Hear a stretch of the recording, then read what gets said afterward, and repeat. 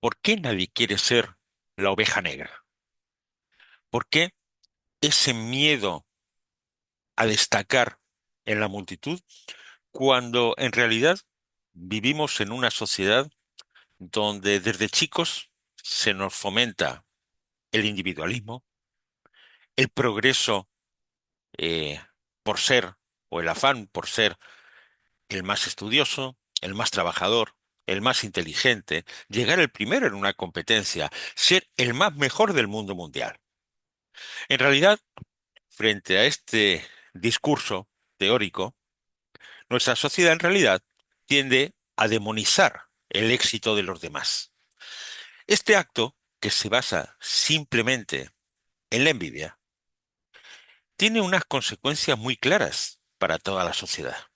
Somos menos libres de lo que pensamos porque estamos condicionados por el entorno. Ese miedo, ese temor a ser el elemento discordante de un grupo, esa oveja negra, o esa persona que se destaca frente a los demás, sienta las bases de una patología muy bien estudiada, tanto a nivel individual como a nivel organizacional, que es en lo que nos vamos a centrar hoy, y que se denomina síndrome de Solomon. En el año 1951, un reconocido psicólogo estadounidense llamado Solomon Asch fue a un instituto con la excusa de realizar una prueba de visión. Bueno, eso fue lo que le dijeron a los 123 voluntarios jóvenes de ese instituto que participaron sin saberlo en un experimento no sobre oftalmología ni agudeza visual, sino sobre la conducta humana dentro de un entorno social. El experimento era en realidad muy simple. En una clase de un colegio se juntó a un grupo de 7 alumnos, los cuales estaban compinchados con Solomon Asch, mientras un octavo estudiante entraba en la sala creyendo que el resto participaban en la misma prueba de visión que él. Haciéndose pasar por oculista, Ask les mostró tres líneas verticales de diferentes longitudes, dibujadas junto a una cuarta línea. De izquierda a derecha, la primera y la cuarta medían exactamente lo mismo. Entonces, Ask les pidió que dijesen en voz alta cuál de entre las tres líneas verticales era igual a la otra dibujada justo al lado. Lo organizó de tal manera que el alumno que hacía de cobaya dentro de este experimento siempre respondiera en último lugar. Es decir, ya había escuchado previamente la opinión del resto de los compañeros. La respuesta era tan obvia, tan sencilla, tan evidente, que apenas había ningún lugar para error. Sin embargo, los 7 estudiantes compinchados con Ask respondían uno a uno la misma respuesta incorrecta. Para disimular un poco, y que no quedara todo demasiado evidente, a veces se ponían de acuerdo para que uno o dos dieran otra respuesta, también equivocada. Este ejercicio se repitió 18 veces por cada uno de los 123 voluntarios que participaron en el experimento. A todos ellos se les hizo comparar las mismas cuatro líneas verticales puestas en distinto orden. El resultado fue que solamente el 25% de los participantes, que os recuerdo, no sabían que estaban participando en un estudio de esta naturaleza, mantuvo su criterio todas las veces que les preguntaron. El resto, es decir, el 75%, se dejó influir y arrastrar al menos en una ocasión a partir de la visión del discurso que habían dado los demás del grupo.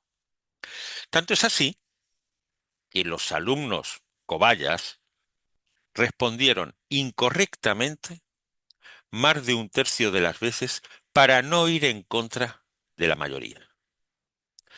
Una vez finalizado el experimento, los 123 alumnos voluntarios reconocieron que ellos distinguían perfectamente qué línea era la correcta, pero que no lo habían dicho en voz alta por miedo a equivocarse, por miedo al ridículo o por miedo a ser el elemento discordante del grupo.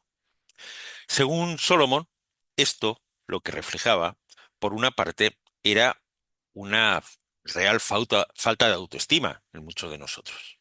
Por otro lado, que formamos parte de una sociedad que tiende a condenar el talento y el éxito ajenos y busca la uniformidad. El síndrome de Solomon es otra muestra de la realidad de la sociedad actual. Esa misma sociedad que tiende a condenar a aquellos sujetos que consiguen éxito y tienen talento, a pesar de que, por otro lado, es lo que socialmente te venden como deseable. Obviamente, aunque muchos desde ya no lo dicen, esas mismas personas ven con malos ojos que las cosas vayan bien a quienes les rodean. Y es que detrás de todo esto, de toda esta problemática, como en algunos otros síndromes que ya hemos abordado acá en el canal, lo que se esconde es la envidia. La envidia que no es sino un virus maligno que no permite ser feliz a la persona que lo sufre. Por ello, uno de los miedos naturales del ser humano, sobre todo en sociedades como la nuestra, es precisamente el miedo a destacar, a sobresalir, a diferenciarse del resto. Está claro que los juicios de valor, a menudo sin ningún tipo de referencia ni de conocimiento, cualquier descerebrado juzga al vecino, aunque no sepa hacer la mitad de las cosas que éste hace, ni a qué se dedica, ni cómo cambiar un tornillo, esos juicios de valor, esas críticas, eh, las recibe uno y están movidos por esa envidia. Y esas críticas paralizan el progreso del individuo. Se dice que padecemos el síndrome de Solomon, o que una persona padece el síndrome de Solomon, cuando tomamos una decisión o adoptamos un determinado comportamiento para evitar sobresalir o destacar demasiado dentro de una organización, dentro de una empresa, dentro de un sistema determinado. También alude a cuando nos boicoteamos a nosotros mismos para no salir del camino que transita la mayoría. Como veíamos en el estudio realizado por Solomon Asch, la mayoría de nosotros asumimos conscientemente y de manera voluntaria las opiniones de la mayoría para ser aceptados por la comunidad. Tal vez habéis visto un episodio de una serie española catalana, más concretamente Merlí o Merlín, eh, en el que una profesora, una docente, eh, se pone de acuerdo con los alumnos que hay en un aula para decir que determinada carpeta que era de color rojo, todos decían que era en verde. Hasta que entra uno que llega tarde y que, pese a ser consciente plenamente de que efectivamente era roja, termina diciendo que era verde para no diferenciarse de lo que decía el resto de la clase, para no plantear una opinión que destacara o resultara discordante. En definitiva, es una pérdida consciente y voluntaria de la autoestima, de la autoconfianza, con el objetivo de ser aceptado por la comunidad, por el entorno. Se presenta a través del miedo a destacar por ser rechazado y, en consecuencia, se tiende además a atacar a aquel que se atreve a destacar.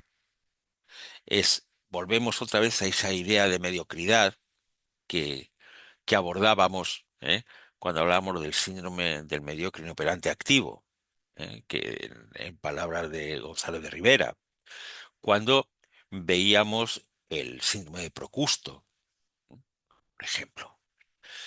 En su expresión más tóxica, el síndrome de Solomon, o quien padece el síndrome de Solomon, puede llegar incluso a alegrarse de manera genuina del mal ajeno, del fracaso ajeno, como justificación a su recelo y a su falta de iniciativa motivada por ese temor a destacar. Es importante señalar que existe una parte importante de la sociedad con miedo a llamar la atención en exceso. ya sea por temor a que los demás se puedan sentir ofendidos por los logros, por las virtudes, por los éxitos. El síndrome de Solomon nos viene a mostrar no solo esa baja autoestima y la falta de confianza en uno mismo, sino la tendencia que tenemos a poner el ojo, a menudo en demasía, a ver qué hace o qué no hace el vecino. Las personas afectadas por el síndrome de Solomon creen realmente que su valor como individuos, que su valor como personas, depende, en todos los niveles, del contexto. Va a depender de lo poco, de lo bien, de lo mucho que las personas del entorno le valoren, más allá del valor intrínseco que esta persona tiene como individuo. Actualmente este estudio sigue fascinando a los investigadores de la conducta humana. No es para menos. La conclusión en realidad es unánime. Estamos mucho más condicionados de lo que creemos. Para muchos, la presión de la sociedad sigue siendo un obstáculo insalvable. De forma inconsciente, sin embargo, hay mucha gente que teme llamar la atención en exceso o incluso triunfar por este miedo a que los logros puedan despertar la envidia, el resentimiento de los demás. Tal vez esta sea una de las razones por las que en general la mayoría de nosotros sentimos una especie de terror pánico verdaderamente atroz hablar en público. ¿Por qué? Porque aunque sea por unos momentos, por unos instantes, nos convertimos en el centro de atención. Eso hace que nos pongamos expuestos a lo que los otros puedan pensar de nosotros. En consecuencia, nos tornamos vulnerables.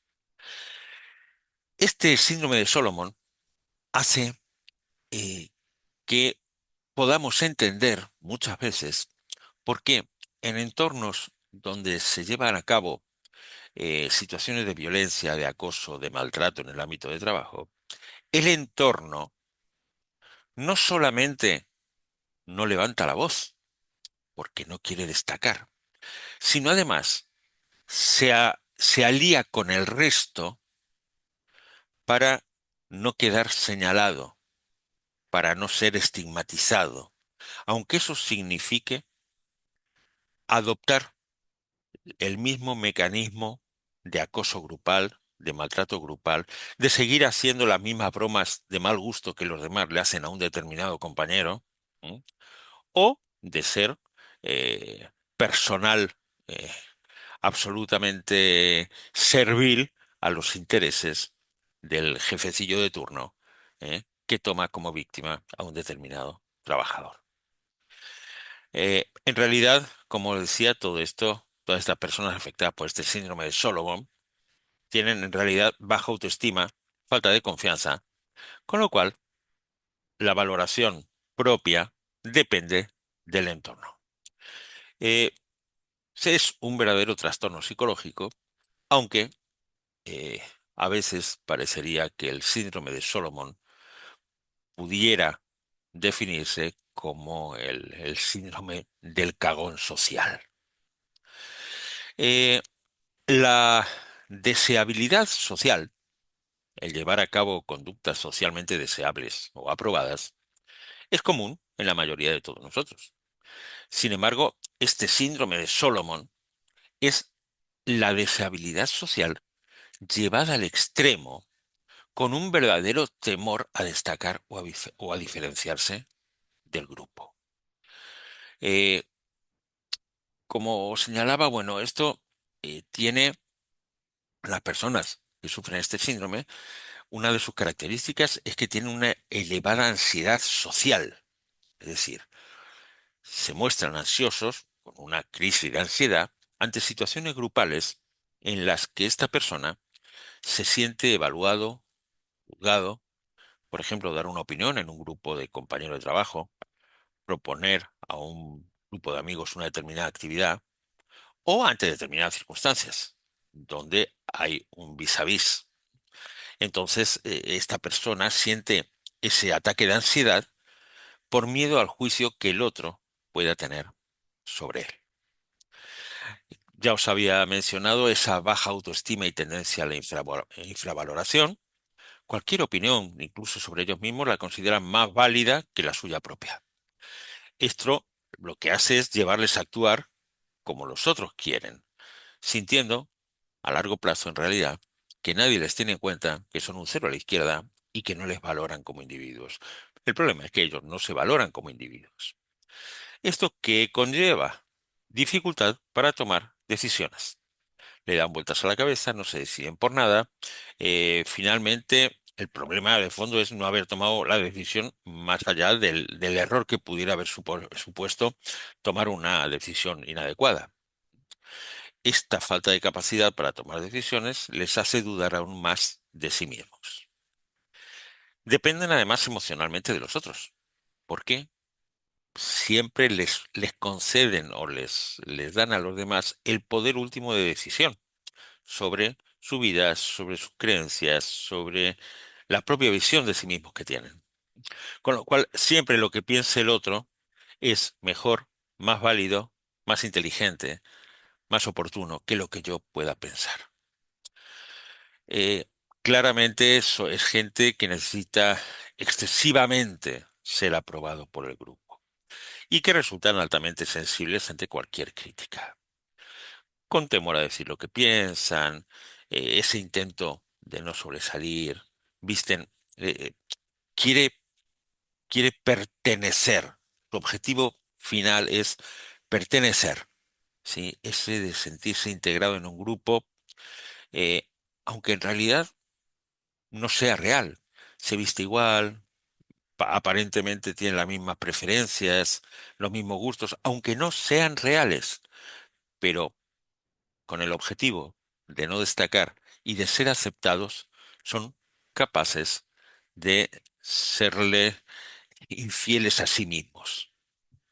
Se traicionan en su propia identidad. Bueno, esto claramente en, en un ámbito organizacional, sea cual fuere, no es un ámbito deseable o no es un comportamiento deseable, salvo que lo que busquemos sea la sumisión absoluta de lo que nos rodea. En ese caso podemos hablar desde otro lugar, pero en principio es triste pensar que en una determinada organización, que en un grupo de trabajo, que en un grupo de compañeros, eh, haya una tendencia a nadie dar su opinión, a nadie decir lo que piensa por miedo a que los demás no lo acepten y ser estigmatizado y excluido. Eso nos lleva claramente a una uniformidad y a una chatura en el pensamiento y en las actitudes que nos van a impedir crecer a todos, como grupo, como sociedad, como organización. Eh, y es cierto que el complejo de inferioridad es difícil de manejar. Creo que es más para terapia que para un ámbito de esta naturaleza. No vamos a decir acá cómo hay que hacer para superar ese complejo de inferioridad, pero sí queríamos eh, destacar o poner de manifiesto estos perfiles ¿eh? Eh, de estos sujetos que se sienten atrapados en las opiniones ajenas, que están verdaderamente aterrados por las opiniones o por las etiquetas que les puedan colgar y, aunque estén amargados por el camino que han elegido, no se atreven a tomar ninguna decisión por sí mismos, sino que siguen obsesionados por el que dirán. Decía el barón de Holbach, que no tiene nada que ver con el barón de Munchausen que hablábamos en otro vídeo, un filósofo francés, que hay hombres cuya conducta es una mentira continua. Bueno, como siempre, muchas gracias por estar de ese lado. Volveremos a vernos, eso espero, en un próximo vídeo. Si os ha parecido interesante, ya sabéis, suscribiros al canal, activar la campanita para no perderos otros vídeos futuros, darle al me gusta que nos ayuda y hace que el algoritmo de YouTube trabaje a nuestro favor y nos recomiende por ahí. y compartir el contenido con cualquiera a quien penséis que le puede resultar de utilidad. Como siempre, muchas gracias por estar del otro lado y nos vemos, esperemos pronto en un vídeo muy próximo. Gracias.